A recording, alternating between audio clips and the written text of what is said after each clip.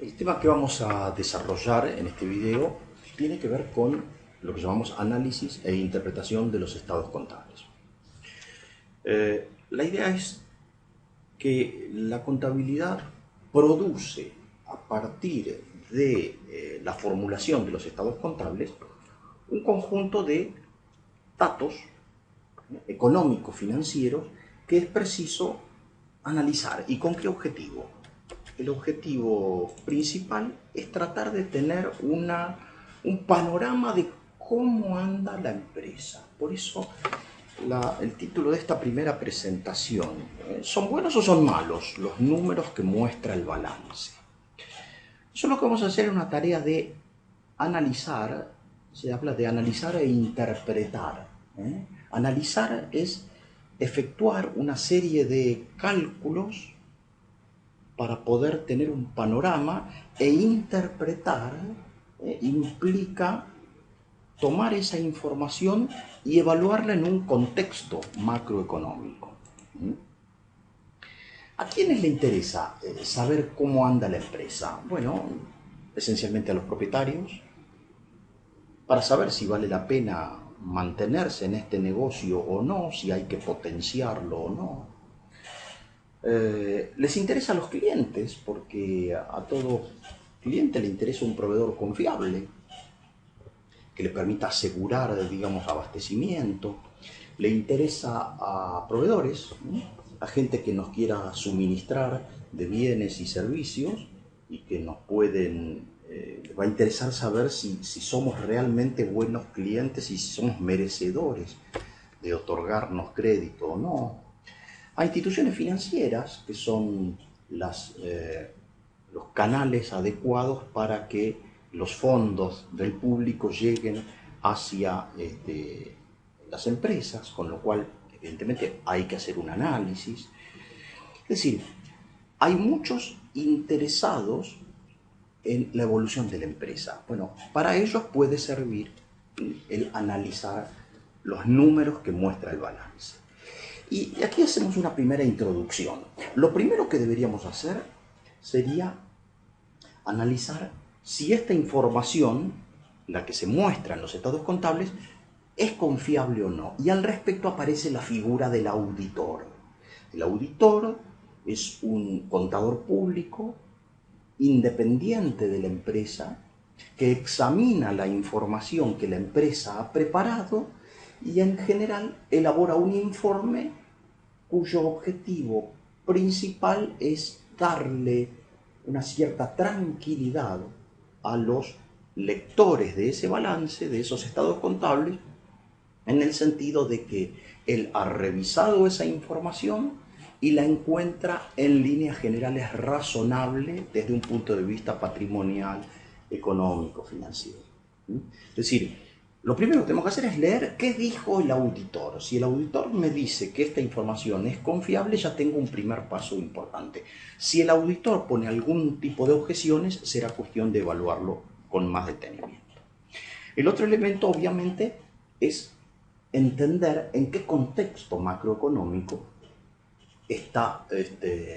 se desenvuelve la empresa, ¿sí? Es decir, estamos en un momento en donde la economía va hacia adelante, estamos en un momento de altas tasas de interés, estamos en un momento de depresión económica, estamos ante un flujo de inversiones importantes, cómo está la inflación, cómo está la actitud del gobierno, es decir, evaluar en líneas generales cómo está el sector de la economía y particularmente el desempeño de la empresa y de los competidores de la empresa, como para poder evaluar mejor, digamos, ¿sí? O sea, no se trata solamente de ver qué números tiene la empresa, sino verlas en un contexto. Y finalmente hablamos de ordenar los datos, ¿sí? O sea, la información nos puede venir de determinada manera y es preciso que uno haga un primer paneo de los datos y tener claro qué información es la que tengo y si me hace falta algún análisis o algunos datos adicionales. Pero cuidado, los balances tienen limitaciones. Cuando hablo de balances hablo en general de estados contables. Algunas limitaciones que tienen los estados contables. Estamos hablando solamente de incorporar rubros que se puedan medir en moneda y de manera razonablemente objetiva. O sea, la contabilidad procesa hechos económicos que puedan ser razonablemente medidos en moneda y objetivamente. Hay elementos que no están incorporados allí. Si vamos como ejemplo, la confiabilidad de las instalaciones, o la adhesión del personal, o la fidelidad de los clientes. Esos elementos no se pueden medir en la contabilidad.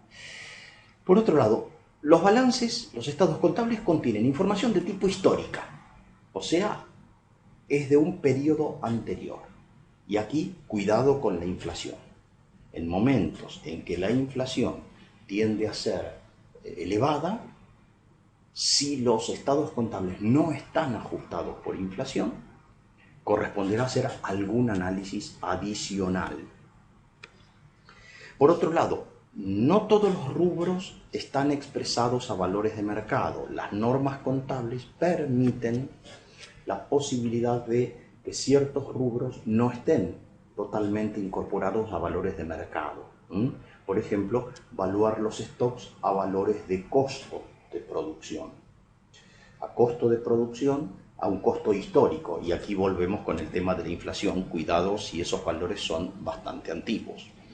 Por otro lado, la contabilidad permite introducir distintos tipos de criterios alternativos en donde la empresa puede utilizar esos criterios diferentes y entonces eso puede darnos valores diferentes. O sea, estamos hablando de ciertas limitaciones que tienen los estados contables, lo cual no invalida, pero nos obliga a analizar profundamente cómo están construidos esos estados contables. Otra referencia que podemos hacer es la posibilidad de efectuarse estimaciones, porque como el futuro no es conocido por nadie, uno perfectamente podría incorporar alguna suerte de estimaciones que no sabemos si en el futuro se convalidarán o no. ¿Qué significa analizar estados contables? Analizar e interpretar estados contables. Esencialmente perseguimos tres grandes objetivos, aquí resumidos en dos. Por un lado, determinar la fortaleza financiera en el corto y en el largo plazo. La fortaleza financiera en el largo plazo tiene que ver con la estructura, cómo está montada la empresa, cuán solvente es, cuán endeudada está. Y la fortaleza financiera tiene que ver con los manejos operativos en el corto plazo. Y por otro lado, analizar estados contables implica evaluar cuál es el nivel de rentabilidad del negocio. Tres patas. La pata patrimonial, quiere decir la estructura financiera a largo plazo, la pata financiera de corto plazo y la pata de la rentabilidad, en donde no nos equivocamos si pensamos en que la llave para identificar si la empresa está bien pasa por saber si la empresa es rentable. Una empresa que es rentable es una empresa que tiene futuro, es una empresa que tiene posibilidades de crecimiento. Ahora bien, no alcanza con ser rentable, o a lo mejor hasta puede ser que coyunturalmente no sea rentable, pero que tenga fortalezas financieras en el corto plazo. Si una empresa no es rentable, pero financieramente a corto plazo está razonablemente bien montada, digamos que es una empresa que todavía tiene chances de mejorar y de dar vuelta, digamos, esta cuestión central para una empresa. Entonces, eso significa evaluar los estados contables. Aquí hay algunos indicadores, algunas metodologías que podríamos emplear. Primero, analizar valores absolutos. A ver, ¿de cuánto dinero estoy hablando? ¿Cuánto vende la empresa? ¿Qué stock tiene? ¿Cuánta deuda tiene? ¿Cuánta caja tiene? Analizar valores absolutos. Otra posibilidad es lo que llamamos el análisis vertical. El análisis vertical implica tomar de unos estados contables, tomar un valor de referencia. En el caso del estado de situación patrimonial vendría a ser el total del activo, y en el caso del total del estado de resultados, tomar el total de ventas. Son las dos cifras relevantes en el patrimonial y en el de resultados. Entonces el análisis vertical implica ver cada una de las partidas qué porcentaje son del total, o del total del activo o del total de ventas, como para tener una idea porcentual de cómo está estructurada la empresa. Después está el llamado análisis horizontal, que no es más que poner un estado contable al lado de otro y poder ver la evolución. Por eso hablamos de análisis horizontal. Y si ponemos más de 2, de 3 o 4 estados contables, vamos a tener la tendencia en cada uno de los rubros. Si vamos hacia arriba o hacia abajo, en los activos, en las deudas, en los stocks, en las ventas, en los gastos, en la rentabilidad. Otro análisis que también solemos hacer, es bastante profuso y lo vamos a utilizar ahora, es el llamado relacionamiento entre datos absolutos. Construir índices, indicadores, que me permitan establecer un valor relativo entre distintos valores, ¿sí? Relacionar valores absolutos implica dar una ponderación relativa, ya lo vamos a trabajar ahora. Y por último también hacemos los llamados análisis de correlación. El análisis de correlación tiene que ver con cuando hay dos variables que se interrelacionan, se entrelazan, estudiar cómo se comporta una variable cuando la otra variable también va cambiando. Analizar el grado de correlación. Pero entremos un poco en las tres patas que hemos definido. El análisis patrimonial, también llamado análisis financiero de largo plazo, consiste en estudiar cómo está estructurada la empresa.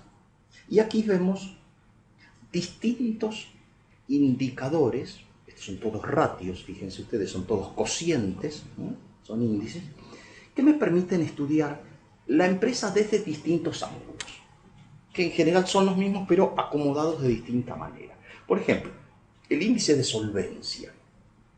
Uno dice, la empresa es solvente cuanto más patrimonio neto tengo. Y recordemos, el concepto de patrimonio neto es la parte de los activos que está financiada por los propietarios. Por los propietarios. Entonces, si yo comparo el patrimonio neto, que es el capital propio que tienen los dueños del negocio, respecto de los pasivos, del pasivo, que es la masa de deudas que tiene la empresa, voy a tener una idea de cuán solvente soy. Obviamente, si el cociente da 0, estamos hablando de un patrimonio bajo respecto de la masa de deudas. Y entonces la solvencia estaría menor. A la inversa, si el patrimonio neto excediese el pasivo, entonces vamos a tener una empresa bastante más solvente, poco endeudada. Obviamente este indicador se correlaciona con el segundo, que es endeudamiento de corto y largo plazo. Y en este caso, este indicador nos viene a mostrar cuánta deuda tenemos respecto de cuántos recursos tenemos, que es el activo. Pasivos son las deudas, activos son los recursos. Entonces diremos, bueno, esta empresa tiene un pasivo de corto plazo de tal porcentaje, 20%, 25%, y una deuda de largo plazo, 30%, nos da un panorama de cuán endeudado está la empresa. Es una manera de decir, de toda la masa de recursos que la empresa maneja, ¿qué porcentaje es el que en realidad se lo estoy debiendo a los terceros de afuera de la empresa? O dicho de otra forma, ¿cuánto los terceros de afuera de la empresa han financiado la masa de recursos que tiene la empresa? El tercero de los indicadores que estamos presentando aquí es el llamado índice de inmovilización. Este índice intenta medir de todos los recursos que la empresa tiene, que es el activo total, cuántos son activo no corriente, activo de largo plazo. Propiedades, galpones, instalaciones, camiones, tractores, equipamiento, inversiones en otras compañías. Son todos activos que son de los denominados no corrientes, porque el objetivo no es hacerlos caja rápidamente. Son activos inmovilizados. Entonces, si del total del activo tengo un 70% como activo no corriente, estaría diciendo mi grado de inmovilización es de un 70%. En general, las compañías industriales tienen elevados niveles de inmovilización, las compañías, las empresas agropecuarias, por el valor de la tierra y el valor de los equipamientos, pueden tener un alto grado de inmovilización. En general, las empresas comerciales o empresas de servicios tienden a tener menores niveles de inmovilización. Y el cuarto indicador que estamos analizando es esa inversión a largo plazo, el activo no corriente, cómo está financiado. Aquí hay una regla importante que deberíamos de tener presente. La inmovilización a largo plazo debería estar financiada a largo plazo también. Entonces, si yo evalúo cuánto es la masa de deuda que tengo a largo plazo, más el patrimonio neto de los propietarios, que por definición es una apuesta de los propietarios a largo plazo, si esa masa de deuda supera el activo no corriente, estaríamos hablando de una inmovilización razonablemente financiada. Porque tengo masa de deuda o de apuesta de los propietarios a largo plazo que excede el volumen de inmovilización a largo plazo. A la inversa, si eso da 0, estaría en una situación preocupante, porque quiere decir que la inversión a largo plazo la estoy financiando con dinero a corto plazo, y eso no es saludable desde el punto de vista patrimonial. En definitiva, estos son los principales indicadores del análisis patrimonial, para saber cómo está parada la empresa pensando en el largo plazo. Pero no es el único análisis que deberíamos hacer. Y ahora viene la segunda de las patas por analizar, que es el llamado análisis financiero de corto plazo. O sea, una empresa puede estar muy bien posicionada en el largo plazo, pero tener problemas de corto plazo y probablemente no sobrevivir en el corto plazo. Porque mirar el corto plazo implica mirar el manejo financiero normal, el manejo financiero que permite gestionar todos los días las operaciones. Entonces aquí vamos a distintos indicadores. Un indicador muy evaluado particularmente por los bancos es la liquidez corriente, definida aquí como el total de los activos corrientes, los activos que se van a realizar en menos de un año, contra los pasivos corrientes, los que se van a cancelar en menos de un año. Obviamente sería deseable que mis activos corrientes excedan el pasivo corriente. Este indicador se lo ha visto mucho como una suerte de indicador de la salud financiera de corto plazo. O sea, cuán líquida está una empresa. Y se lo ha definido como la capacidad que tiene la empresa de poder pagar tranquilamente sus operaciones de corto plazo. Pero un índice complementario a este podría ser el que viene a continuación, el llamado liquidez de muy corto plazo, también denominado prueba ácida. Fíjense ustedes la formulación. Toma el activo corriente y le resta los bienes de cambio y lo sigue dividiendo por el pasivo corriente. ¿Qué está pensando este indicador? Si al total del activo corriente le reduzco los stocks de mercaderías que tengo para vender, pensando en que en el muy corto plazo, ¿qué pasaría si se redujese drásticamente el volumen de ventas? Si se reduce el volumen de ventas, el stock no lo voy a poder vender, o por lo menos no totalmente, y entonces en el muy corto plazo yo estaría viendo cómo puedo sobrevivir si se me caen las ventas. Ese es el objetivo de este indicador de liquidez de muy corto plazo. Un tercer análisis que tendríamos que hacer es el llamado análisis del flujo de fondos histórico. Y para eso lo que hacemos es, utilizamos el estado de flujo de efectivo. El estado de flujo de efectivo es uno de los 3 estados contables básicos que esencialmente nos cuenta para el último periodo anual cómo hizo la empresa para generar dinero disponible o por qué se redujo el dinero disponible. Y este flujo de fondos suele estar presentado en 3 grandes capítulos. En principio uno pensaría que las operaciones, ventas y compras y producción, generarían flujos positivos. De no ser así, estaríamos en graves problemas. Entonces, primer capítulo, ¿cuánto del flujo de fondos lo generaron las operaciones? Una segunda cuestión es cuánto flujo se aplicó a realización de inversiones.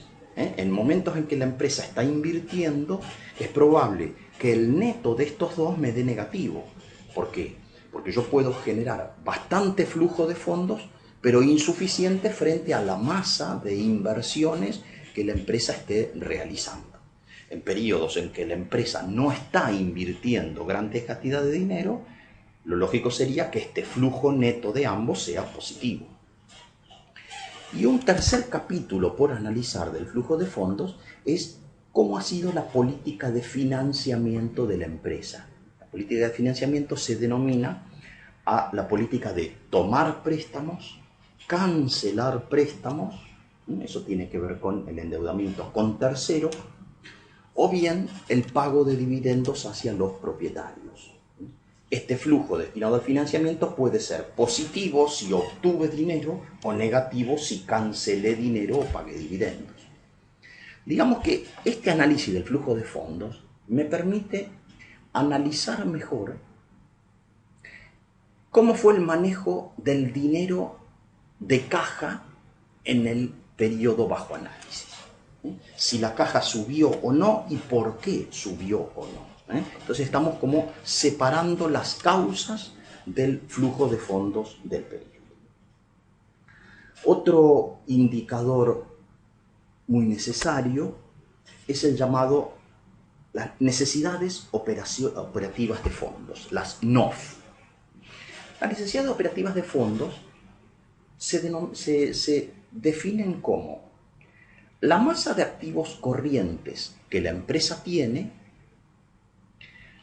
menos la parte del pasivo corriente que los terceros me han brindado espontáneamente, o sea, sin cobrarme costos financieros, sin cobrarme intereses. Dentro del pasivo corriente yo tengo algunos terceros que me financian, digamos, espontáneamente, gratuitamente. No los bancos, tienen costo financiero, pero por ejemplo, proveedores, por ejemplo, clientes que me hayan anticipado dinero, o por ejemplo las deudas normales con el personal, con el Estado o con mismo los propietarios del negocio que hayan prestado dinero sin costo.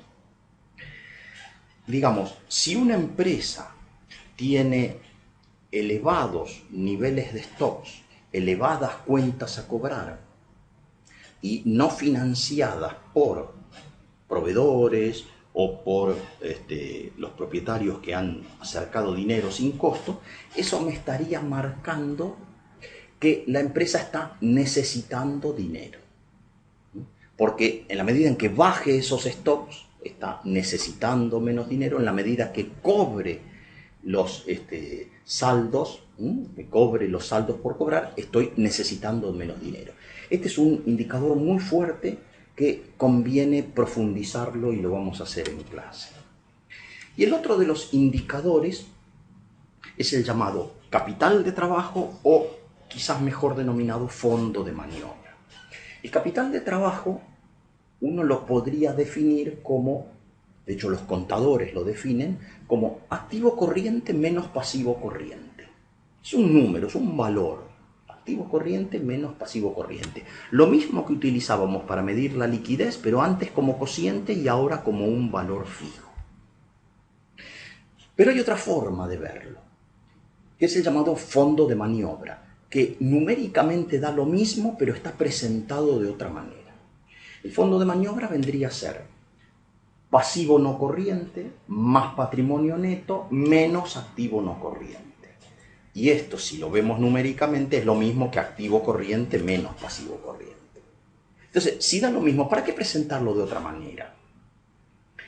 Porque verlo de esta forma, el pasivo no corriente más el patrimonio neto viene a ser el aporte de los externos a la empresa, porque los accionistas son externos a la empresa, el aporte que han hecho los externos a largo plazo.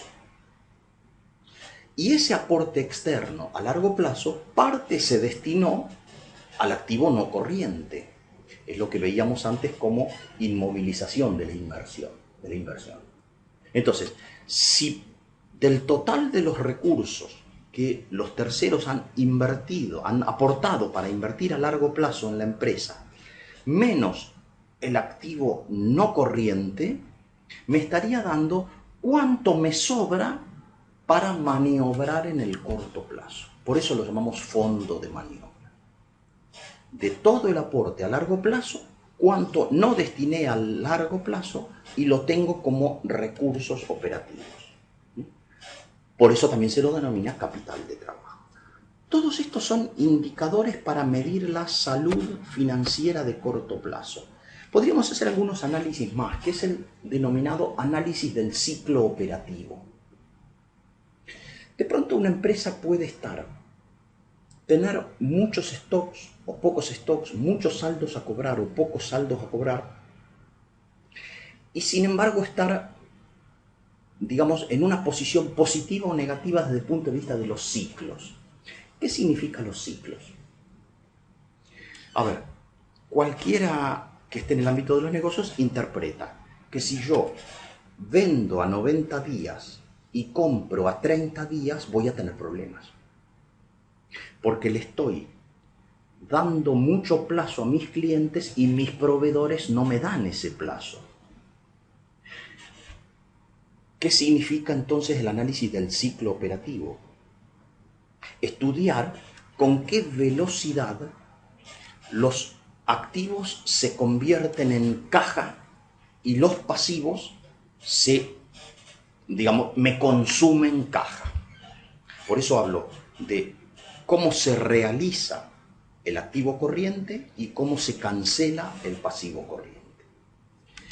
La idea de medir el ciclo de días de venta en la calle es pensar cuánto dinero me deben mis clientes y cuánto es lo que vendo por día, más IVA, porque en los saldos a cobrar está el IVA.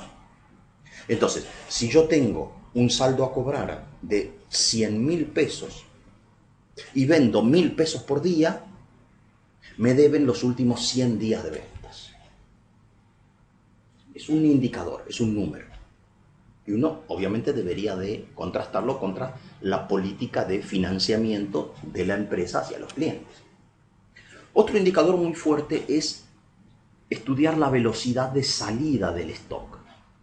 Es bueno tener stock. Teniendo stock satisfago los pedidos de los clientes. Teniendo stock me puedo proteger frente a la inflación. Ahora bien, si yo tengo demasiado stock, no pienso en productos perecederos, pero demasiado stock, implica tener mucho dinero puesto en el stock. Ese dinero de algún lado. Es una idea de la rotación de los stocks.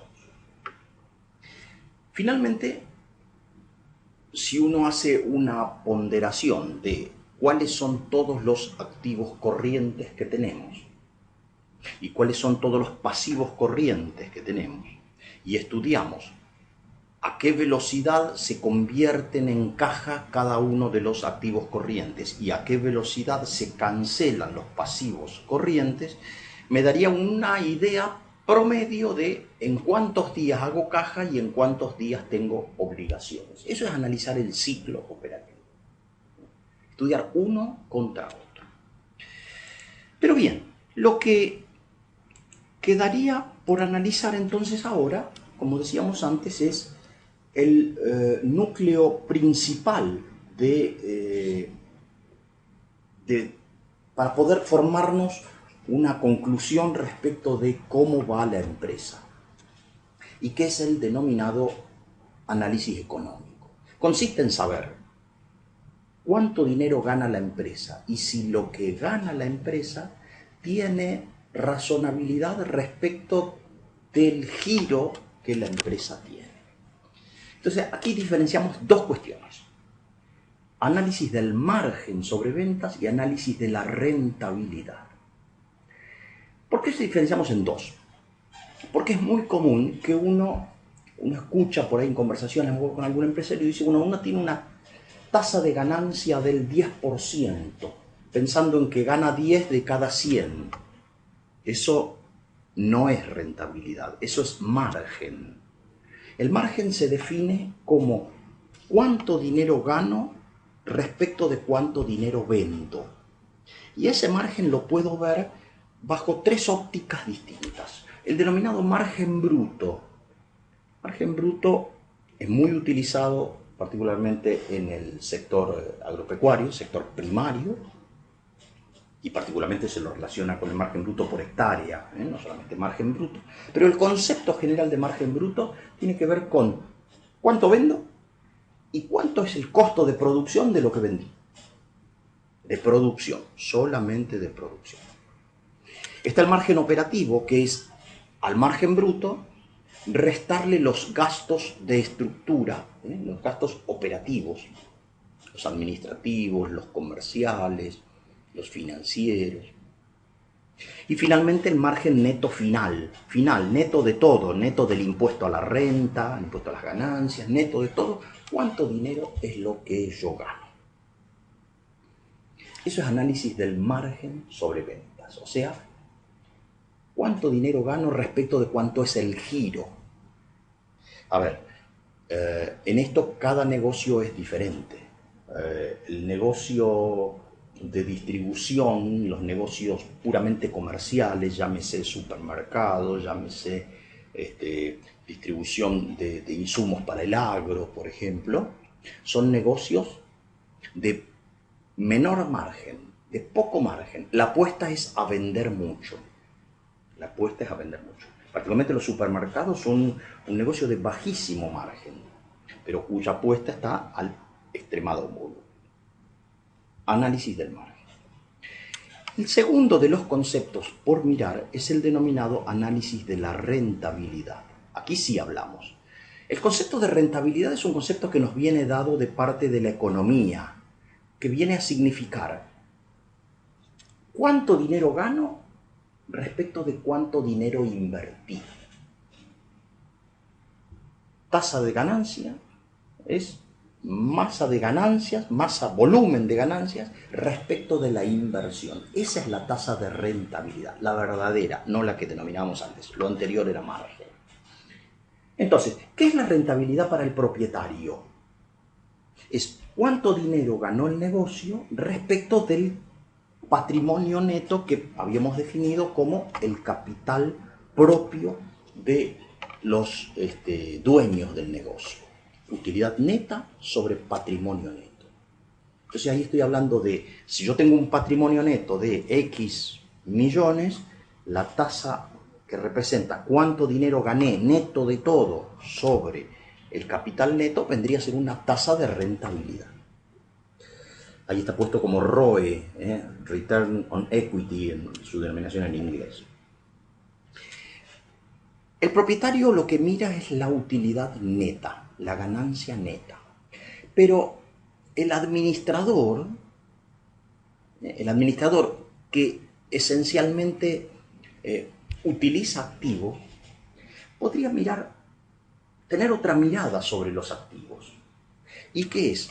A las utilidades no computarles el costo financiero. ¿Por qué? Porque el costo financiero viene a ser el costo que el dinero, el costo del dinero que la empresa pide prestado, y ese costo es abonado a los externos a la empresa. Entonces, si yo miro al administrador como el responsable de gestionar los activos de la empresa, podría pensar, los activos generan ganancias y los pasivos financieros, generan costos. Y entonces, entre la ganancia de los activos menos el costo de los pasivos vendría a ser la utilidad neta. Entonces, si miro para los activos, la utilidad que generaron esos activos, y me olvido por un momento de los costos financieros, yo estaría pensando en cuánta es la masa del retorno que generan los activos del negocio. No hago jugar los pasivos y el costo de los pasivos. Rentabilidad sin costos financieros sobre la masa de activos. En inglés, return on investment, el retorno de la inversión, el retorno sobre los activos. Entonces tengo dos medidas de rentabilidad. La rentabilidad neta para el propietario y la rentabilidad para el administrador, para el gerente, la rentabilidad de los activos. En la primera es la rentabilidad neta final y en la segunda es la rentabilidad sin el costo financiero. Evidentemente, comparar uno contra otro me puede dar mayor uno que otro. Si el return on equity, el ROE, es superior al ROI, este cociente me va a dar 1, ¿y qué hace que el propietario tenga una tasa de retorno mayor que el administrador? Y eso, digamos, por cómo está construida la fórmula, me está diciendo, en el fondo, que el retorno de los activos es superior al costo de los pasivos. Por eso es que el propietario se lleva una mayor tasa de retorno. A ese cociente 1, o 0, cuando a la inversa el costo de los pasivos es superior al retorno de los activos, a ese cociente se lo suele denominar efectos de palanca, o apalancamiento financiero. Este concepto de palanca viene a ser el concepto de que uno con poca fuerza logra mucho resultado. La idea de que si yo me endeudo al 7 y mis activos generan un retorno del 12, evidentemente hago negocios pidiendo plata a menores costos de mis retornos y entonces apalanco el retorno neto para los propietarios. Análisis de la rentabilidad.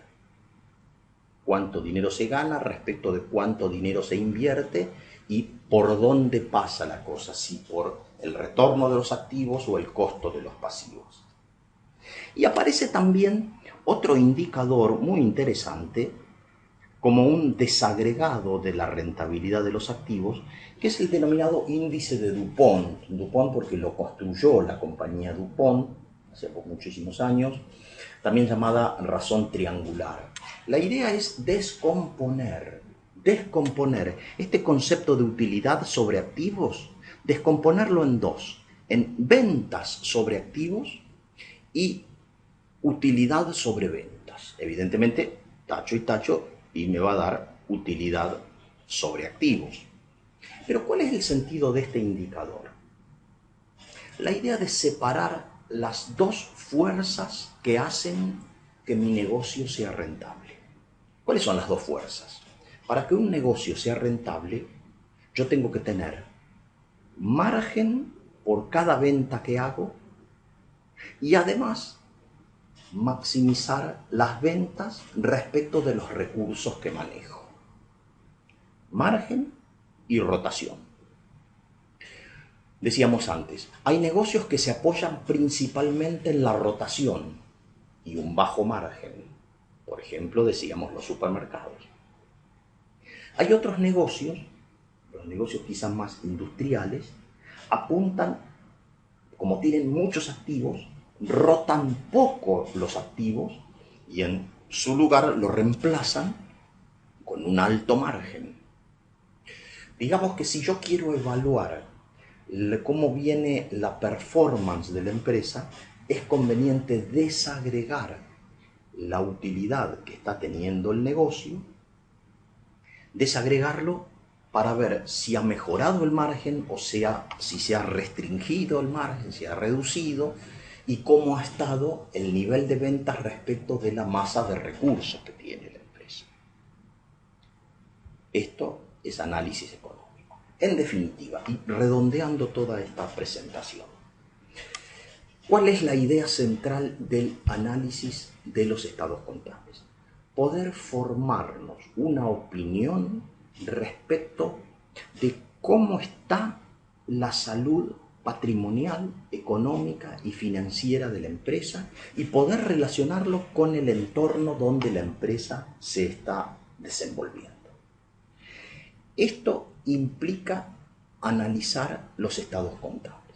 No es el único análisis que uno podría hacer sobre la realidad de una empresa. Lo que sucede es que este es el análisis duro, este es el análisis numérico, este análisis es un análisis incontrastable. Los números son números, no son los únicos elementos que tengo que mirar respecto de una empresa, pero evidentemente tienen la fortaleza de ser números concretos. Con esto hemos brindado un panorama general respecto de cómo evaluamos en líneas generales el desempeño de la empresa en un periodo anterior y pensando en cómo será el desenvolvimiento futuro de la empresa. Salió. Entonces, mirarlo como cuánto stock tengo y cuánto vendo por día me da una idea de cuántos días tengo de venta en stock.